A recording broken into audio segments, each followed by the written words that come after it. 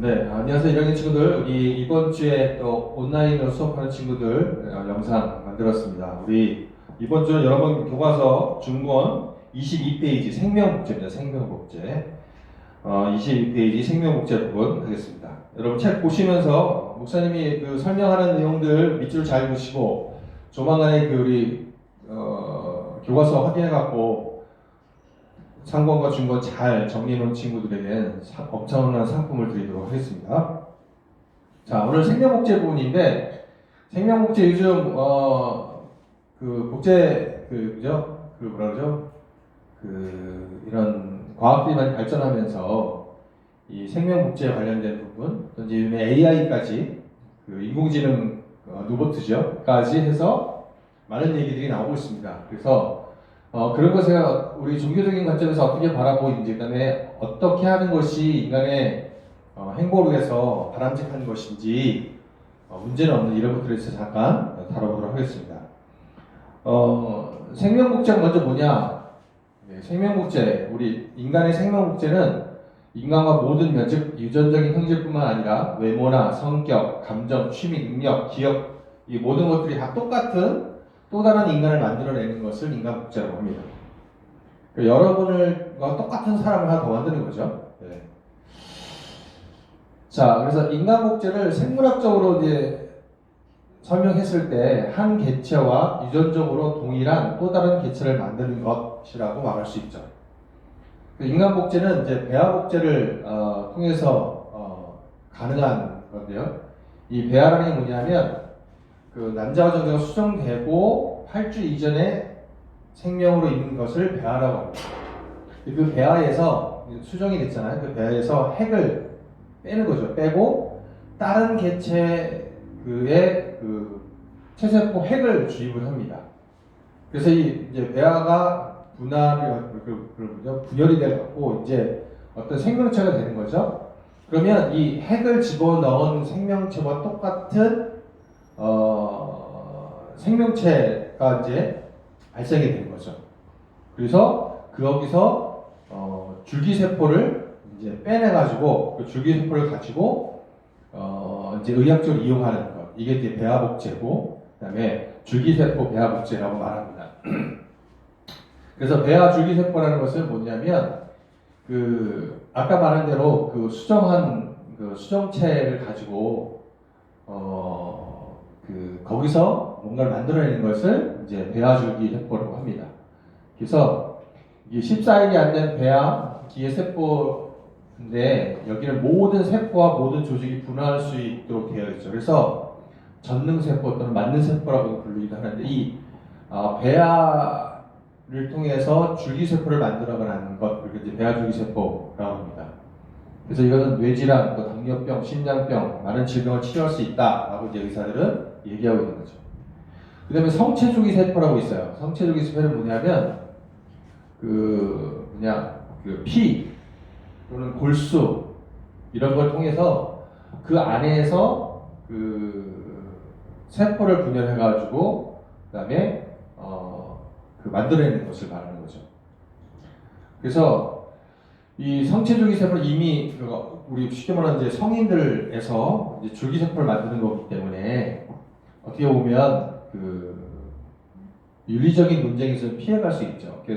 생명이 만들어지는 과정 가운이 아니라 이미 성장해 있는 사람을 통해서 이제 줄기세포를 만드는 거기 때문에 이런 논쟁에서 좀 피할 수 있지만, 그래서 이 성체주기 세포 분야가 사실은 더 좀 윤리적인 부분에서 좀 자유로울 수 있는 것도 좀 있습니다. 자, 생명복제의 문제점들을 여러 가지로 얘기를 해요. 인간의 존엄성이 훼손될 수 있다. 그래서 인간을 복제해서 만들어냈을 때 그게 인간이냐라는 부분부터 시작해서 그것을 어떤 인간을 도구적인 것으로 볼 수 있다는 거죠. 그러다 보니까 생명의 가치가 되게 가볍게 여겨지는, 경시되는 그런 풍조가 생길 수도 있는 거죠. 예를 들어서 제 신장이 안 좋다 해서 제 신장을 만들기 위해서 저랑 똑같은 개체를 만든 다음에 거기에 있는 신장을 빼서 저한테 이식을 했다고 한번 해봅시다. 그러면 저에게 복제됐던 그 생명체는 인간이냐 아니냐. 그리고 그것은 이제 신장을 빼고 나면 어떻게 돼요? 처리를 해야 되잖아요. 그럼 그 생명체를 죽여야 되는 일이 생기는 거죠. 또 이 생명체가 또 뭐 문제가 있냐면 경제적 능력의 차이에 따른 차별이 생길 수 있다. 이건 뭐냐면 과학기술이 발전된 선진국들 이런 걸 잘 해나갈 수 있습니다. 그래서 그런 부가 축적되고 기술이 축적되어 있는 과학이 축적되어 있는 그런 나라들은 그걸 통해서 엄청난 돈을 벌 수도 있겠죠. 그러면서 이런 것이 이런 경제적인 능력의 차이에서 차별이 더 심화되는 그런 경향을 볼 수 있다. 그다음에 또 종교적으로는 신의 영역에 도전하는 바벨탑의 교만이다. 인간의 교만함을 보여주는 거다. 그래서 경계해야 된다. 이런 얘기를 하거든요. 자, 그럼에도 불구하고 이것을 또 연구의 필요성을 얘기하시는 분들이 있어요. 많이 있죠. 첫 번째는 우량한 동물을 대량 hun식시킬 수 있다. 그래서 육질이 좋은 고기를 많이 만든다든지 똑같이 복제해서 키우는 게 아니라 복제를 하기 때문에 큰 병이 안 들고 어떻게 보면 키우는 시간이나 돈보다도 쉽게 좋은 고기를 만들 수 있는 거죠. 어떻게 보면. 그 다음에 인간의 모유와 흡사한 우유를 제공할 수 있다. 쉽게 말하면 이제 젖소를 가지고 인간의 모유와 비슷한 우유를 만드는 거죠. 그래서 인간에게 더 좋은 우유를 아이들에게 제공해 줄 수 있고 또 상업적으로 대량 생산에 인해서 인간의 복제에 기여할 수 있다. 그 다음에 세 번째는 장기 이식용 동물을 생산한다. 이러한 복제를 통해서 우리 인간에게 필요한 장기들을 동물들을 통해서 이제 장기 이식을 할 수 있다는 거죠. 그 다음에 멸종 위기적인 동물을 생존시킬 수도 있다. 이런 복제를 통해서 좋은 점이라고 말했어요. 이게 장기 이식용 동물이 아닌데 장기 이식으로 해서 인간도 복제할 수 있는 것까지 다 갈 수도 있는 거죠. 그런 거에 문제점이 있어요. 그 다음에 질병과 위험으로부터 인간을 지켜내고 생명을 연장하는 것을 구현해 나갈 수 있다. 그러니까 쉽게 말하면 인간이 더 오래 살 수 있는 길이 열렸다라고 보는 거죠.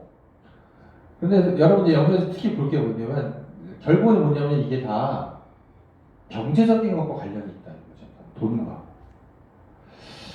그래서 인간의 존엄성이 돈하고 거래될 수 있는 부분이야. 인간 복제에 대한 부분, 그래서 동물 복제라든지 이런 것들은 인권이나 이런 것을 거론하지 않을 수도 있지만 이것들이 이제 발전해서 인간에게까지 왔을 경우에 그럴 때 정말 그것이 가능하겠느냐, 인간의 존엄성을 돈과 바꿀 수 있겠느냐 라는 문제를 갖고 있다는 거죠.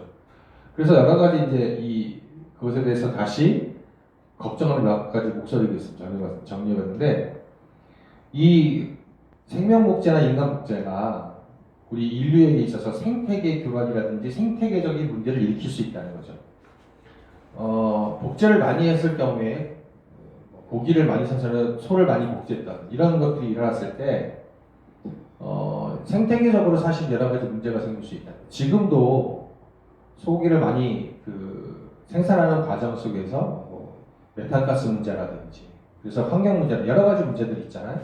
이런 것들이 또 생길 수도 있다는 거죠. 또 생명 파괴 현상이 나타난다. 아까 말한 대로 배아 줄기숲을 만들었을 때 필요한 배아를 쓰고 필요하지 않은 배아는 없애야 되잖아요.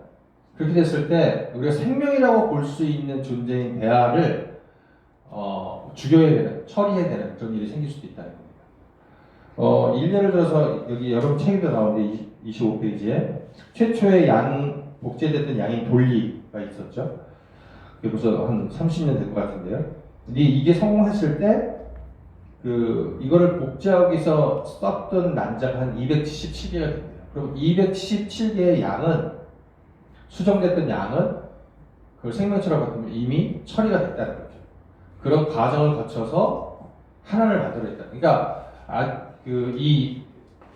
배아 복제라는 이것이 아직도 불안하고 또 우리가 원하는 만큼 결과가 안 나왔을 경우에는 이걸 불필요한 것들을 처리해야 되는 거잖아요. 그때 생명 파괴 현상이 나타날 수 있다는 거죠. 또 과학기술의 남용과 경제적인 불평등이 심화될 수 있다. 이것을 이용해서 그 다음에 자아 대체성이 말살됩니다. 그러니까 저런 똑같은 존재가 생기게 되면 이게 다냐 누구냐 이 자아 대체성에 대한 자존감에 대한 자아 정체성에 대한 문제들을 알 수 있다는 거죠. 똑같이 생긴 것 성향도 똑같은 사람인데 서로 다른 개체가 될 수 있다는 거죠. 이건 되게 중요한 문제예요. 그 다음에 또 인간 복제가 범죄에 이용될 수도 있다는 거죠. 내가 안 하고 누구를 복제해서 대신 범죄를 지은 거죠. 그리고 또 싸움을 잘하는 사람을 복제해갖고 내 대신 싸우게 한다든지 이런 범죄에 이용될 가능성도 있다는 겁니다. 그 다음에 우리가 생각할 수 없는 유해 돌연변이가 생길 수도 있고요. 염색체 이상이 발생해서 어떤 기형아나 우리가 생각하지 못했던 그런 생명체들이 생길 수 있는 부분도 그런 위험성을 갖고 있다는 거죠. 이런 위험성들이 있다.